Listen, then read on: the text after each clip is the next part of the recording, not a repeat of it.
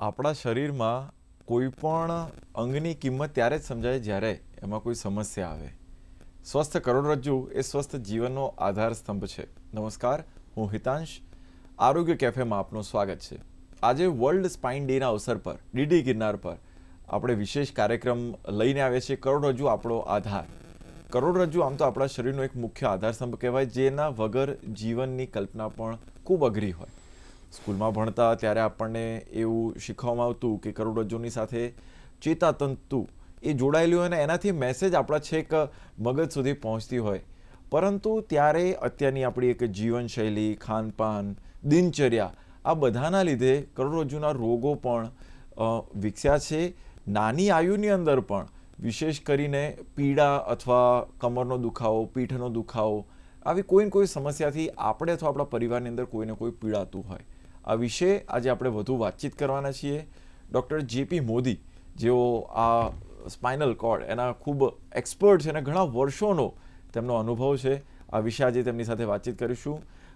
JP sir, ખૂબ ખૂબ સ્વાગત છે દૂરદર્શનના સ્ટુડિયોમાં. જી, તો સૌથી પહેલાં તો એ જાણવાની ઈચ્છા થાય કે આ સ્પાઇનલ કોર્ડ આજે કહેવાય કરોડરજ્જુ, એનું આપણા શરીરની અંદર શું ભૂમિકા, એનું શું મહત્વ શું? કરોડરજ્જુ એટલે હું આપને કહું કે આપણું જે ઇવોલ્યુશન થયું છે, ક્વોડ્રુપેડ પહેલાં હતા, ક્વોડ્રુપેડમાંથી આપણે બાયપેડલ થયા એટલે બે પગે ચાલીએ છીએ. તો જે ઇરેક્ટ પોસ્ચર છે જે આપણું, એ આપણું સ્પાઇનના કારણે છે. સ્પાઇન આપણને ઇરેક્ટ રાખે છે. એટલે કરોડરજ્જુ અને જ્ઞાનતંતુ બે અલગ વસ્તુ છે. કરોડરજ્જુ એટલે જે મણકો ને મણકાના પોલાણની અંદર જ્ઞાનતંતુ જતું હોય છે. એટલે ભગવાને એની રચના અદ્ભુત કરેલી છે, કારણ કે મગજમાંથી જે જ્ઞાનતંતુઓ આખા દોડા જે જતા હોય એ મણકાના પોલાણમાં જતા હોય છે અને એ સ્ટેબિલિટી આપે છે અને સ્ટેબિલિટી સાથે મોબિલિટી આપે છે. હલનચલન બી આપણે કરી શકીએ છીએ, નમી શકીએ છીએ, એના આધારે બે પગે આપણે ચાલી શકીએ છીએ. એ બધું એ કરોડરજ્જુના કારણે છે. આપણું ઇરેક્ટ પોસ્ચર, આપણે જે સીધા ઊભા રહી શકીએ છીએ, જે આપણને બીજા મેમલ્સમાંથી અલગ પાડે છે એઝ એ હ્યુમન બિંગ. તો કરોડરજ્જુનો એટલો બધો રોલ છે આપણી લાઈફમાં. એટલે માનવી એ ચાર પગે નથી પરંતુ ઊભો છે, બે પગે છે, તો એની પાછળનો જો કોઈ મુખ્ય આધાર હોય તો એ કરોડરજ્જુ રહેતી હોય. જે વર્લ્ડ સ્પાઇન ડે એ ઉજવવાનો એક મુખ્ય ઉદ્દેશ્ય અને હેતુ એ શું રહેતો હોય? આ વખતની વાત કરીએ તો 2025નો મેઇન થીમ છે ઇન્વેસ્ટ ઇન યોર સ્પાઇન. એટલે તમે તમારા સ્પાઇન માટે સમય કાઢો. કારણ કે હવે એવું છે કે અત્યારે જે આપણી હેક્ટિક લાઈફ છે, જે બહુ દોડાદોડીની જિંદગી છે, અત્યારના જનરેશનને દોડાદોડી બહુ ફાસ્ટ લાઈફ છે, દરેક માણસનો સ્ટ્રગલ બી બહુ વધારે છે અને કોમ્પ્યુટરનો જમાનો છે, જે પ્રમાણે લોંગ સિટિંગ જોબ થઈ ગઈ છે, જે પહેલાં હાર્ડશીપ હતી એની જગ્યાએ અત્યારે બેઠાડું જીવન થઈ ગયું છે. એટલે એના કારણે મણકાની તકલીફો, એની બીમારીઓ વધી ગઈ છે. જે ગેજેટ્સ આવ્યા છે, મોબાઈલની વપરાશ બહુ વધી ગયો છે. આપ જોઈ શકો છો, કાલે મારા ત્યાં ક્લિનિકમાં પેશન્ટ બતાવવા આવ્યું હતું, તો મેં એમને પૂછ્યું તમારું ઓક્યુપેશન શું છે? એટલે કે ઓફિસ વર્ક. મેં કીધું ઓફિસ વર્ક મતલબ શું? એટલે કે કોમ્પ્યુટરમાં 2 કલાક કામ કરું છું. મેં કીધું બીજું શું કરો છો? એટલે કે 6 કલાક મોબાઈલમાં સોશિયલ નેટવર્કિંગ કરું છું. મેં સોશિયલ નેટવર્કિંગ મીન્સ શું? એટલે કે બસ એમ જ મેસેજ ને બધું જોવાનું. તો એમને સર્વાઇકલ સ્પાઇનમાં ગળાના મણકામાં 5મા અને 6ઠ્ઠા મણકાની વચ્ચે સામાન્ય ગાદી દબાણ કરતી હતી, જે દવાથી અને કસરતથી મટી શકે એવું હતું. પણ નાની ઉંમરે, 35 વર્ષની ઉંમરે આપ વિચારી શકો છો કે આ બધી તકલીફો, આ સોશિયલાઇઝેશન, મોબાઈલમાં સોશિયલાઇઝેશન, જે આપણે પર્સનલી મળતા હતા મિત્ર વર્તુળને કે ફેમિલીને, એ બધું અત્યારે મોબાઈલ ઉપર થઈ ગયું છે અને મેસેજો મોકલવાના અને મીડિયા મેનેજમેન્ટ, આ બધાના કારણે અત્યારે આ મણકાની બીમારીઓ વધી ગઈ છે, જે પહેલાં નથી. તમે અત્યારે જે પ્રકારની કરોડરજ્જુને લઈને જે સમસ્યાઓ, એમાં વિશેષ કરીને કેવા પ્રકારની સમસ્યાઓ વધુ જોવા મળતી હોય છે? કરોડરજ્જુની બીમારીમાં એવું છે કે આ WHO જે ડેટા વર્લ્ડ વાઇડ ભેગો કરેલો છે, એમાં જોઈએ તો 90% કેસમાં કમરના દુખાવા બહુ કોમન છે. 10% કેસમાં જ એમાં ડૉક્ટરનું કોઈ ઇન્ટરવેન્શનની જરૂર હોય છે ને એ બધું પોસ્ચરના કારણે છે. એટલે દર 10 માણસે 8 માણસને કમરનો દુખાવો થતો હોય છે અને એ કમરનો દુખાવો નિવારી શકાય છે. એટલે જ આ વખતે વર્લ્ડ સ્પાઇન ડેમાં થીમ આ છે કે ઇન્વેસ્ટ ઇન યોર સ્પાઇન. કારણ કે તમે એને, તમારા કમરને પ્રોટેક્ટ કરી શકો છો, એને બચાવી શકો છો. જો તમારી એર્ગોનોમિક્સ, તમારું પોસ્ચર, તમે રેગ્યુલર એની એક્સરસાઇઝ કરો, એનું જતન કરો, તો તમારા મણકાની તમને લાઈફ લોંગ તકલીફ ઓછી થાય. કારણ કે ઉંમર સાથે બી, આમે જવાનીના અલગ તકલીફો છે અને ઉંમર સાથેની અલગ તકલીફો છે. ઉંમર સાથે મણકા પોચા થતા હોય છે, ઉંમર સાથે સ્નાયુ વીક થતા હોય છે, જેને સાર્કોપેનિયા કહેવાય. અને એના કારણે આપણે જ્યારે જન્મીએ ત્યારે અને પછી ચાલતા થઈએ એટલે 2 પગે ચાલતા હોઈએ છીએ, પણ આપ જોઈ શકો છો કે ઘણી વખતે જેમ ઉંમર સાથે લાકડીના ટેકે ચાલવું પડે છે, પછી આગળ નમતા જાય છે, તો એ ફરીથી પાછું એનું જ પોસ્ચર આવે છે, કારણ કે મસલ વીકનેસ થતી હોય છે અને મણકા વીક થતા હોય છે ઉંમર સાથે. તો આ પણ એ બધી તકલીફો છે જે આપણે ઉંમર સાથેની તકલીફો અલગ છે, યંગ જનરેશનમાં અલગ તકલીફો છે, પણ એ બધાની તકેદારી રાખીએ અને જાગૃત થઈએ. આપણે આ વિષય આજે બહુ સારો લીધો છે, કારણ કે આજે વર્લ્ડ સ્પાઇન ડે છે અને એનો થીમ જ આ છે કે ઇન્વેસ્ટ ઇન સ્પાઇન. એટલે તમે તમારી જાતને જાગૃત કરો. જે ઉંમર સાથેની અમુક તકલીફો છે જે નિવારી શકાય છે એ નિવારી શકાય, તો એ બહુ સારી વસ્તુ છે. બિલકુલ.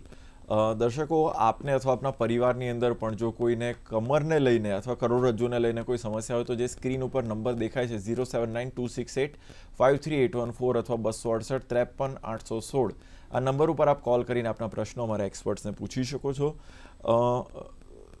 મોદી સાહેબ, આપણે જોઈએ કે લાંબા સમય સુધી બેસવું અથવા ચાલવું, એટલે આમ તો ચાલવાની યોગ્ય પોસ્ચર એની શું યોગ્ય હોઈ શકે, અથવા બેસવાની પણ પોઝિશન કેવી ઠીક કહેવાય? બેસવાની પોઝિશનમાં એવું છે કે 90 ડિગ્રી અપરાઇટ પોઝિશનમાં બેસવું જોઈએ. એટલે તમારા જે બેક છે લોક કરીને તમે બેસો તો એ તમને, જો લાંબા સમય સુધી તમારે બેસવાનો તો ઇરેક્ટ પોસ્ચરમાં બેસો તમે, તો એ હિતાવત છે અને એ પોઝિશનમાં તમને તકલીફો થવાની શક્યતા ઓછી હોય છે. પણ મોટે ભાગે શું હોય છે કે ઓફિસ ચેર્સમાં લોકો રિક્લાઇનિંગ ચેરમાં એંગ્યુલેશન સાથે બેસતા હોય છે, એના કારણે સ્પાઇન ઉપર ફોર્સ એબનોર્મલ આવતા હોય છે અને એના કારણે આ બધી તકલીફો થતી હોય છે. પછી ઘણી વખત જેનેટિક ટેન્ડન્સી હોય છે કે એમની મસલ વીકનેસ હોય ને એના કારણે પછી ગાદી ખસવાની આ બધી બીમારીઓ જવાનીમાં, યંગ એજમાં, એટલે 30, 35, 45 વર્ષ સુધીમાં આ બધી તકલીફો થતી હોય છે, કારણ કે પોસ્ચર પ્રોપર મેન્ટેન કરવામાં ના આવે. ચાલવાની વાત કરીએ તો ચાલવું તો WHOની એડવાઇસ પ્રમાણે ચાલો એ તો બેસ્ટ એક્સરસાઇઝ છે. અઠવાડિયામાં તમારે 40 થી 50 કલાક અઠવાડિયામાં ચાલવું જ જોઈએ. રોજ લગભગ 45 મિનિટ તમે ચાલો તો એ હેલ્થ માટે સારું છે અને એનાથી તો સ્પાઇન માટે સારું જ છે.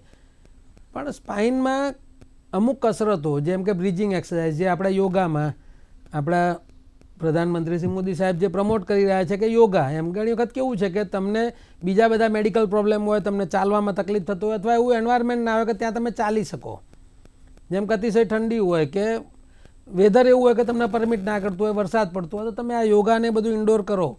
એમાં બ્રિજિંગ એક્સરસાઇઝ છે, એમાં બેકની રોટેશનલ એક્સરસાઇઝ છે, બેકની સ્ટ્રેન્થિંગ એક્સરસાઇઝ છે, કોર મસલ સ્ટ્રેન્થિંગ એક્સરસાઇઝ છે. એ બધી તમે જો કરો તો એના કારણે સ્પાઇન મસલ્સ, બેઝિકલી મણકાને સપોર્ટ કરે છે સ્નાયુઓ, જે આગળના સ્નાયુ હોય છે અને પાછળના સ્નાયુ હોય છે, બેક મસલ્સ અને એબ્ડોમિનલ મસલ્સ. આ 2 સ્નાયુઓ મજબૂત કરો તમે તો મણકાને બહુ સારો સપોર્ટ રહે છે અને એના કારણે મણકાની તકલીફો નિવારી શકાય છે. જી, આપણી સાથે એક દર્શક જોડાયા છે, ભીખાભાઈ મહેસાણાથી. જી, આપનો પ્રશ્ન જણાવો.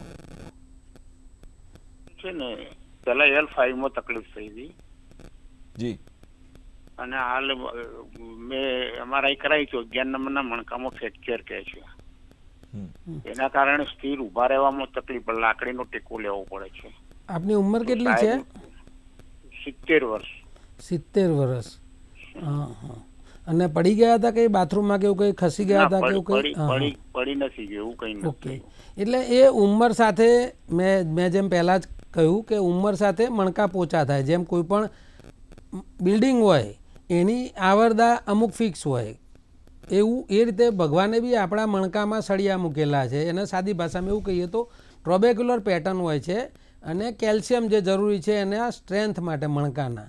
ઉંમર સાથે મેલમાં ઓસ્ટિયોપોરોસિસ એટલે જે મણકામાંથી કેલ્શિયમનું ધોવાણ થતું હોય છે અને મણકા પોચા થતા હોય છે, નોર્મલી 70-75 વર્ષે થતું હોય છે. ફિમેલમાં મેનોપોઝ પછી થતું હોય છે, એને સેનાઇલ ઓસ્ટિયોપોરોસિસ કહેવાય. એટલે એના કારણે મણકા પોચા થતા હોય છે અને એના કારણે કોઈ પણ કારણ વગર બી મણકો દબાઈ શકે છે અને એના કારણે તમને દુખાવો થયો હશે એવું મારું માનવું છે. એટલે આમાં તો જો નસ ઉપર દબાણ ના હોય, પગનું હલનચલન બરાબર હોય, વ્યવસ્થિત હોય, પંજો ઉપર નીચે થતો હોય, પગ ઉપર નીચે થતો હોય, તો મણકા જે તમારા પોચા થયા છે એના માટે તમે ત્યાં લોકલ ડૉક્ટર મહેસાણામાં ઘણા બધા સારા ડૉક્ટરો છે, એમનું કન્સલ્ટ કરીને તમે એન્ટી ઓસ્ટિયોપોરોટિક રેજીમ એટલે મણકા મજબૂત કરવાના આવે તો ઘણા સારા ને મોંઘા ઇન્જેક્શનો આવ્યા છે, એટલા મોંઘા હવે રહ્યા નથી. એ કોર્સ ચાલુ કરો તો તમારા મણકા મજબૂત થશે, તો તમારો દુખાવો ઓછો થશે અને બીજા મણકા નહીં દબાય. જી, આપણી જોડે અન્ય એક દર્શક જોડાય છે લીંબડેથી. જી, આપનો પ્રશ્ન જણાવો. પ્રશ્ન છે સાહેબ, મારું નામ રળો અબ્રામભાઈ ખાનાભાઈ ડોસાણી છે. જી રળોલથી બોલું છું, ગામ રળોલ. જી અને મને કમરનો બહુ દુખાવો સાહેબ છે. જી, આપની ઉંમર કેટલી છે? આપની ઉંમર કેટલી છે? મારી ઉંમર 70 વર્ષ છે. અચ્છા, અને કામ શું કરો છો અત્યારે? કામ તો કઈ નથી નિવૃત્ત કરતો, છો. બેઠાડું જીવન છે.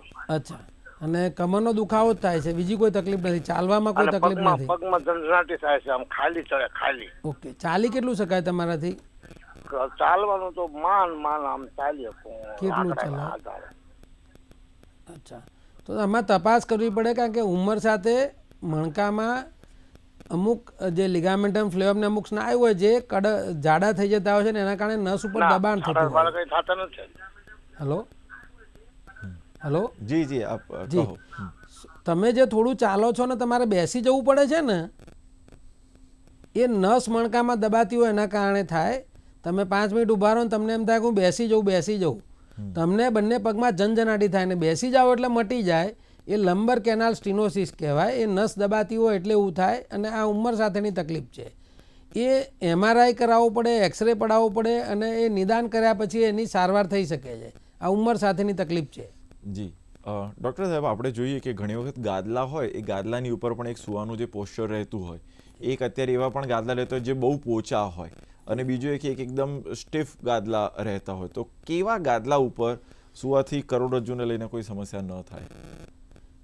કરોડરજ્જુ માટે આમ નોર્મલી કેવું છે કે ખાટલામાં ઊંઘીએ એટલે સ્પાઇન છે ને એનું કર્વેચર આખું, જે નોર્મલ જે કર્વેચર હોય આપણે જે સૂતા હોઈએ છીએ સ્ટ્રેટ સેટી ઉપર કે એની ઉપર, તો સ્પાઇનના નોર્મલી 3 કર્વેચર હોય છે. જે સર્વાઇકલ સ્પાઇનમાં સર્વાઇકલ લોડોસિસ હોય છે, ડોર્સલમાં કાઇફોસિસ હોય છે, પાછળ નીકળે છે અને લંબર આમ જાય છે. એટલે તમે ખાટલામાં ઊંઘો છો પેલો ઢોલડી જેવો ખાટલો, તો એ સ્પાઇનનો કર્વેચર આખો કાઇફોટિક થાય છે, અને એ પોઝિશનમાં તમે 10-12 કલાક ઊંઘો તો તમને બેક પેન થવાની, કમરના દુખાવા થવાની શક્યતાઓ હોય છે. એટલે નોર્મલી મેમરી ફોર્મવાળું, memory form in the sense કે જાડા હોય, જેને ફેટ ડિસ્ટ્રીબ્યુશન એબનોર્મલ હોય, એમ કે બટક્સનો ભાગ વધારે હોય ને અમુક પેટ વધારે હોય ને, તો એ બધામાં કેવું છે કે વેટ પ્રમાણે મેમરી ફોર્મ એનો શેપ લે છે. એટલે સ્પાઇન એમનું કર્વેચર મેન્ટેન રહે છે. તો ઇટ ઇઝ એડવાઇઝેબલ કે મેમરી ફોર્મવાળા છે, પણ એ થોડા મોંઘા આવે છે ગાદલા, પણ આપણા સાદા ગાદલા બી પણ સ્ટ્રેટ હોય, જેમ કે ઢોલડી જેવો ખાટલો ના હોવો જોઈએ, સેટી હોવી જોઈએ કે પલંગ હોવું જોઈએ કે એની પર પાથરીને તમે ઊંઘો તો એ સારી વસ્તુ છે, એડવાઇઝેબલ છે. જી, આ કરોડરજ્જુ એક સ્વાભાવિક ક્રમની અંદર, જેમ યુવાઓની અંદર પણ વિશેષ કરીને કમરના દુખાવા એક વધુ આયુની અંદર થતું હોય તો એ તો છે જ, પરંતુ મોબાઈલના વધુ પડતા ઉપયોગના લીધે અથવા એની જે પોસ્ચર છે, તો મોબાઈલના વધુ પડતા ઉપયોગ એટલે અત્યારે એવું સ્ક્રીન ટાઈમ બને કે 6 કલાક કે 8 કલાક થતો હોય જેનો, તો એવાને કેવા પ્રકારની સમસ્યાઓ થવાની સંભાવના રહે અને એનાથી બચવા માટે શું કરવું? સ્ક્રીન ટાઈમ આજકાલનું યંગ જનરેશન છે ને, એ સ્ક્રીન ટાઈમ મોબાઈલ તો વાપરે છે પણ એ એબનોર્મલ પોઝિશનમાં વાપરે છે. જેમ કે ઘણી વખત તમે જોતા હશો રસ્તામાં કે બાઇક ઉપર મોબાઈલ આમ ભરાઈને આ રીતે હેલ્મેટ પહેરેલો હોય, અંદર બી મોબાઈલ નાખેલો હોય, અને ગરદન આખી આમ રાખીને એ મોબાઈલ ચાલુ સાથે વાત કરતાં જતા હોય છે લગભગ 8-10 કિલોમીટર સુધી. એમાં જે જર્ક આવે એ પોઝિશનમાં સ્પાઇન લોડ લેવા માટે ટેવાયેલો છે, પણ એબનોર્મલ પોઝિશનમાં અમુક હદ સુધી જ લઈ શકે, પછી એ ગમે ત્યારે ગીવે તો થાય જ, જો એને તમે એનું એન્ડ સ્ટેજનું ટેસ્ટિંગ કરો તો. એટલે જે નવું જનરેશન છે બેઝિકલી એબનોર્મલ પોઝિશનમાં આ બધા ગેજેટ્સ વાપરે છે. સુવામાં બી, સુવામાં જેમ કે એડવાઇઝેબલ છે કે સીધા ઊંઘવાનું એડવાઇઝેબલ છે, પોસ્ચર સ્ટ્રેટ રાખો, તમે સીધા ઊંઘો તો એડવાઇઝેબલ છે, પણ અત્યારનું યંગ જનરેશન આખા ટાઈટ સ્પાઇન છે ટ્વિસ્ટ કરીને ઊંઘે છે રોટેશનલ પોઝિશનમાં. હવે તમે 24 કલાકમાંથી 8 કલાક સૂતા હો તો 8 કલાક એબનોર્મલ પોસ્ચરમાં તમે ઊંઘ્યા છો ટ્વિસ્ટેડ સ્પાઇન સાથે. કાં તમે લેટરલ ડિક્યુબાઇટ પોઝિશનમાં ઊંઘો, એકદમ ડેડ લેટરલ, કાં પૂરા ઊંધા ઊંઘો કાં સીધા ઊંઘો, પણ ટ્વિસ્ટેડ પોઝિશનમાં તમે ઊંઘો છો એ પોઝિશનમાં, અને તમારી સ્લીપ પેટર્ન બહુ ડીપ હોય તો એ સ્પાઇનને ઘણી વખતે ઇન્જરી કરતી હોય છે. એટલે પોસ્ચર બહુ અગત્યની વસ્તુ છે. તમે ગેજેટ્સ વાપરો, પણ ગેજેટ્સ વાપરો તો ઇન્ટરમિટન્ટલી એની એક્સરસાઇઝો કરો. ગરદનની. આપે જે પૂછ્યું કે મેજોરિટી તકલીફ શું થઈ શકે છે, તો 5મો 6ઠ્ઠો મણકો 6થા 7મા મણકાની વચ્ચેની ગાદી ખસવાની શક્યતા હોય છે અને એ અત્યારે નવા જનરેશનમાં બહુ કોમન થઈ રહ્યું છે. જી, આપણી જોડે અન્ય એક દર્શક જોડાયા છે, કવિતાબેન અમદાવાદથી. જી, આપનો પ્રશ્ન જણાવો. હા, ટીવીમાં આવે ને એવી રીતે કરો. હા જી, બોલો. બેન, આપનો ટીવીનો વોલ્યુમ ડાઉન કરો અને સવાલ પૂછો. સીધો જ સવાલ પૂછો, એ પછીથી દેખાશે. હા, અવાજ કરું છું હવે. હા હા, નમસ્તે સર. હા બોલો બેન. મારે છે ને તો આ વર્ષોથી સાંધાઓના દુખાવા છે. જી. વર્ષોથી મને સાંધાના દુખાવા છે. તો વર્ષો પહેલા મને કમરનું ઓપરેશન કીધું હતું. જી, પણ સાંધા એટલે બધા સાંધા તમને દુખે છે? કમર કીધું હતું, પણ ત્યારે એમ કીધું કે નહીં કરાવો, રિસ્ક છે. જી. તો મેં નથી કરાવ્યું. પણ તમે બધા સાંધા દુખવાની વાત કરો છો કે કમર? હા જી જી જી. આંગળીઓ વાંકી થઈ ગઈ છે. જી. તો એ તમને સંધિવા હશે, તમે બધા રિપોર્ટ કરાયેલા છે? કોઈ વાના ડોક્ટરને બતાવેલું છે? હા, અને હવે તો આ સંધિવા છે. આ સંધિવા છે. તમને સંધિવા જ હશે, અને સંધિવા પહેલા એ ક્યોરેબલ નતો, પણ અત્યારે દવાઓ કરી છે પણ ફરક નથી પડતો. ના, પણ સંધિવાના અત્યારે ડોક્ટરો, સ્પેશિયાલિસ્ટ ડોક્ટરો હોય છે. આ સ્પેશિયાલિસ્ટ ડોક્ટરને બતાવો. સંધિવામાં હવે ઘણું બધું દવામાં અને મેડિકલ એડવાન્સમેન્ટ બહુ આગળ છે.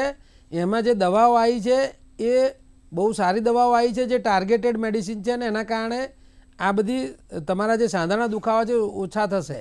એ સંધિવાના ડૉક્ટરને, તમારે સ્પેશિયલ ડૉક્ટર હોય છે એમને બતાવવું પડે. જી, ડૉક્ટર સાહેબ, આપણે જોઈએ કે કરોડરજ્જુની અંદર સમસ્યા આવે. આ તો પેલું છે, આગ લાગવા પહેલાં આપણે પાળ બાંધવાવાળી જો ઘટના જોઈએ, તો કરોડરજ્જુને મજબૂત બનાવવા માટે કયા વ્યાયામ છે જે કરવા જોઈએ, અને એવો કયો આહાર છે જે લેવો જોઈએ? સ્પાઇન, કરોડરજ્જુ મજબૂત કરવા માટે મેં જેમ આપણે કહ્યું કે સ્પાઇન ઇટ ઇઝ લાઇક કે તમે એક રોડ છે આખો સીધો સ્ટ્રેટ ઊભો રાખો તો it doesn't stand on its own. એ એકલો ના ઊભો રહી શકે. એને બે બાજુથી દોરી બાંધો તો એ ઊભો રહે. એ જ રીતે મણકો છે, એની બે બાજુ સ્નાયુ હોય છે, એટલે ઇટ ફોર્મ્સ એ ટ્રાયેંગલ. એ સ્નાયુ છે એ મણકાને પકડી રાખે છે એની પોઝિશનમાં અને એને સપોર્ટ કરે છે. સ્નાયુ તમારા મજબૂત હોય તો નાની મોટી મણકાની તકલીફો તો એની મજબૂતાઈથી જ મટી જાય છે. એટલે મેઇન તો તમે રોજ કસરત કરો, અડધો કલાક જેવું રેગ્યુલર વ્યાયામ કરવો જરૂરી છે. અને એમાં 10થી 15 મિનિટ મણકાની કસરત કરવી જોઈએ. જેમ કે મેં કીધું એમ કે યોગામાં આ બધી એક્સરસાઇઝો છે, જે તમે સૂર્ય નમસ્કાર કરો, કરી શકતા હોય તો. ના કરી શકતા હોય તો bridging exercise, twisting exercise, cat and cow પોઝિશનમાં જે સ્પાઇનનું એક્સટેન્શન, ફ્લેક્શન કરતા હોઈએ છીએ, તો આ બધી એક્સરસાઇઝ તમે કરો તો એના કારણે સ્પાઇનની મોબિલિટી રહેતી હોય છે અને એનું લચીલાપણું રહે છે, અને સાથે સાથે સ્નાયુ પણ મજબૂત થાય છે. જી. હવે ગરદનની વાત કરીએ તો જે અત્યારે જે પ્રમાણે ગેજેટ્સ વાપરે છે, મોબાઈલ ને બધું, અને પ્રોફેશન બી અત્યારે કોમ્પ્યુટર એન્જિનિયરિંગ સમજો તમે ઓન ધ ટોપ છે, તો કોમ્પ્યુટર ઉપર 8-10 કલાક જોબ રહેતી હોય છે. They are highly paid professionals, અને એ બધાને પ્રોબ્લેમ થતા હોય છે. તો એમાં એવું છે કે એ લોકોએ દર 2 કલાકે પોઝિશન ચેન્જ કરવી જોઈએ. ચાલુ કામે થોડું આમથી આમ ફરીને પાછું બેસવું જોઈએ, થોડી એક્સરસાઇઝ કરવી જોઈએ. તો એનાથી એમને આ નિવારી શકાય છે. જે લોકોને વજન વધારે છે એમની કરોડરજ્જુ પર શું અસર થતી હોય અને એના પર નિયંત્રણ કેવી રીતના લાવી શકાય? વજન વધારના કારણે જેમ કે મેં આપને કીધું કે જે મણકાના કર્વેચર છે 3 છે. સર્વાઇકલ સ્પાઇનનું લોડોસિસ છે, ડોર્સલનું કાઇફોટિક છે, અને લંબરનું લોડોસિસ છે. એ સેન્ટર ઓફ ગ્રેવિટી મેન્ટેન કરે છે. પણ પેટ વધે એટલે એના કારણે મણકા ઉપર જોર આવતું હોય છે, અને પેટ વધે એટલે ચરબી વધે, એટલે ચરબી છે ને એ સ્નાયુને વીક કરે છે. એટલે આગળના સ્નાયુ વીક થાય એટલે ખાલી પાછળના સ્નાયુ મણકાને પકડવામાં એને તકલીફ પડે, ને એના કારણે કમરના દુખાવા વધે. એટલે પેટ વધાર હોય તો રોજ એબડોમિનલ મસલ સ્ટ્રેન્થનિંગ એક્સરસાઇઝ કરવી જોઈએ આગળના પેટના સ્નાયુની. જો વધારે પડતી ઓબેસિટી હોય, વજન ખૂબ વધારે હોય, તો સ્વિમિંગ કરવું જોઈએ, સાયકલિંગ કરવું જોઈએ, જેના કારણે એમાં જેટલું વજન હોય એટલું ડેન્સિટી પાણી લઈ લે. વજન પાણી ઓછું કરે. હાઇડ્રોથેરાપી બહુ સારી વસ્તુ છે.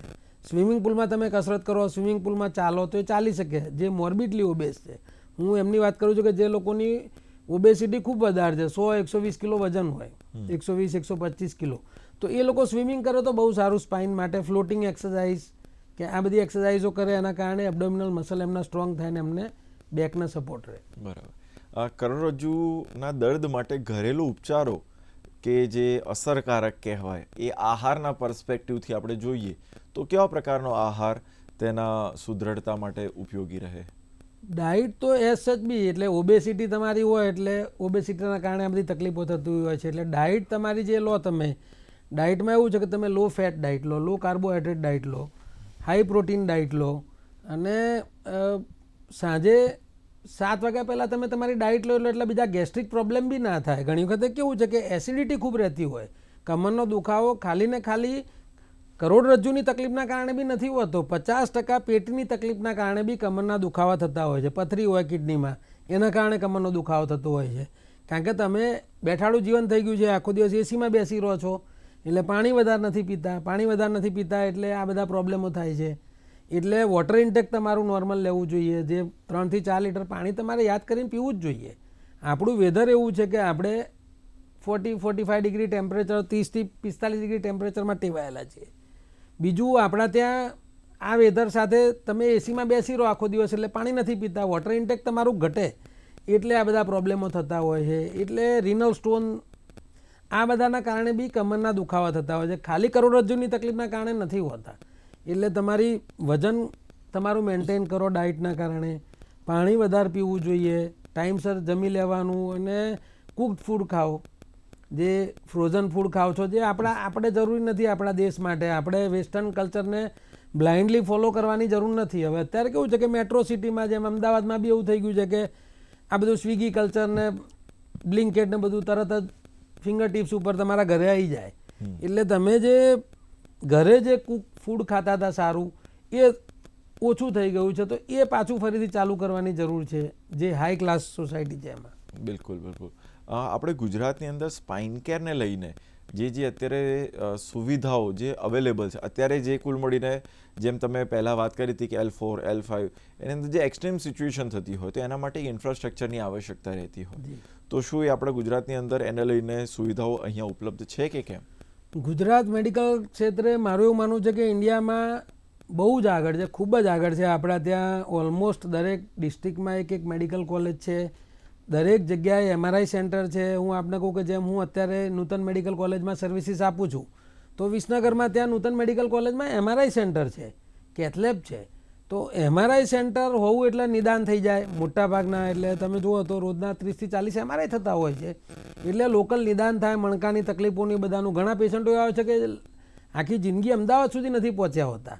બીજું, જે આપણા ત્યાં જે સરકારી સેવાઓ છે બધી, મા કાર્ડ ને બધું ચાલુ થયું છે, પ્રધાનમંત્રીની બધી જે યોજનાઓ છે, એ યોજનાઓ અંતર્ગત જે બધું MRI ને આ બધા નિદાનો થતા હોય છે, પેરીફેરીમાં થઈ જાય છે, અને પેશન્ટોની ત્યાં સારવાર થાય છે. બધી મેડિકલ કોલેજો છે, દરેક જગ્યાએ MRI સેન્ટર છે, દરેક જગ્યાએ ડૉક્ટરો અવેલેબલ છે. એટલે સારવાર અત્યારે એક અલગ લેવલે છે ગુજરાતમાં. બિલકુલ.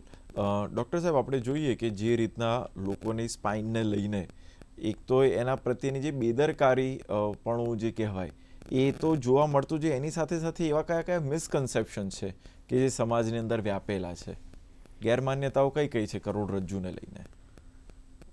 મણકાની રિલેટેડ ઘણા બધા મિથ્સ છે કે મણકાનું ઓપરેશન તો કરાવાય જ નહીં, પગ હલતા બંધ થઈ જાય. તો એવું હું આથી મારો જે આખું ડ્યુરેશન છે, એઝ એ આસિસ્ટન્ટ પ્રોફેસર, પછી પ્રોફેસર થયો બીજે મેડિકલ કોલેજમાં, અત્યારે હું પ્રેક્ટિસ કરું છું સ્પાઇન સર્જન તરીકે. તો એ જમાનામાં અમે જે સ્પાઇન સર્જરી કરતા હતા એ કમ્પ્લીટ પેરાપ્લેજિયા, એમ કે ભાઈ ઝાડ ઉપરથી પડી ગયો કે ધાબા ઉપરથી પડી ગયો અને પગ હલતા ઓલરેડી બંધ થઈ ગયા હતા, એમને ખાલી સપોર્ટ કરવા માટે સર્જરી કરતા હતા. હવે જે ટાઈપ્સ ઓફ સર્જરી છે બધી C1 C2, જેમ સર્વાઇકલ સ્પાઇનમાં C1 C2 એ સૌથી ક્રિટિકલ સર્જરી કહેવાય. એ મારી મે બી હાઈએસ્ટ સિરીઝ હશે. સિવિલમાં સૌથી પહેલી સર્જરી આ બધી મેં ચાલુ કરી હતી. ખૂંદની સર્જરીઓ છે, જે જન્મજાત ખૂંદ હોય છે, C આકાર ને કાઇફોટિક ડિફોર્મિટીને, આ બધી બી સર્જરીઓ કેટલી બધી કરી. હવે ન્યુરો મોનિટરિંગ આવ્યું છે, ઘણું બધું આમાં આધુનિકતા બહુ વધારે છે. હવે પહેલાંના જમાનામાં તમે વાત કરો તો ગણીને મે બી 30, 35 કે 40 કે 100 સર્જરી થતી હશે ટોટલ. અત્યારે એક સ્પાઇન સર્જન સમજો તમે 15 થી 20 સર્જરીઓ કરતા હશે અને almost every centre has a spine સર્જન. અને અત્યારે ડેલી જેમ જોઈન્ટ રિપ્લેસમેન્ટ સર્જરી એમ નંબર ગેમમાં હતી કેમ કે 100 સર્જરી કરે છે 200 સર્જરી કરે છે. અત્યારે એવું છે કે સ્પાઇન સર્જરી એટલી બધી કોમન થઈ ગઈ છે કે જેટલા સ્પાઇન સર્જનો જેટલી સ્પાઇન સર્જરીને ઇમ્પ્લાન્ટની કંપનીઓ છે. જી sir, last question, spine day પર આપનો મેસેજ શું અમારા દર્શકોને? વર્લ્ડ સ્પાઇન ડેમાં મારો એવો મેસેજ છે કે જે સ્પાઇન એસોસિએશનનો પણ મેસેજ છે કે we should invest in spine. સ્પાઇનનું ધ્યાન રાખવું જોઈએ. રેગ્યુલર દર અડધો કલાક જેવી રોજ સવારે કસરત કરવી જોઈએ. મણકાના સ્નાયુઓ આગળના અને પાછળના મજબૂત કરવા જોઈએ. યોગા કરવો જોઈએ જેથી કરીને મણકાને કરોડરજ્જુને સપોર્ટ મળે, એની મજબૂતી રહે અને મજબૂતી રહે અને તમે સીધા ચાલી શકો જીવો ત્યાં સુધી. એનાથી સારી કોઈ વસ્તુ નહીં. જી ડૉક્ટર સાહેબ, ખૂબ ખૂબ આભાર આપનો. આજની આ વિશેષ ચર્ચામાં કરોડરજ્જુ એ આપણો આધાર, આ વિષય આપે ખૂબ મહત્ત્વપૂર્ણ બાબતો આપે શેર કરી અને અમને પણ આશા છે કે આજની આ જાણકારી એ આપના માટે પણ ખૂબ મહત્ત્વપૂર્ણ સાબિત થશે. તો આપણે કરોડરજ્જુની આપણે સૌ સંભાળ લઈએ. જેમ ડૉક્ટર સાહેબે કીધું કે આપણે જો સ્વસ્થ મજબૂતાઈ સાથે જો ચાલી શકીએ ને તો એની પાછળનું જો કોઈ એકમાત્ર કારણ હોય તો એ આપણી કરોડરજ્જુ છે. તો એકદમ ડટકર એ ચાલુ અને સ્વસ્થ રહો, મસ્ત રહો. આજે બસ આટલું જ. રજા આપશો. નમસ્કાર.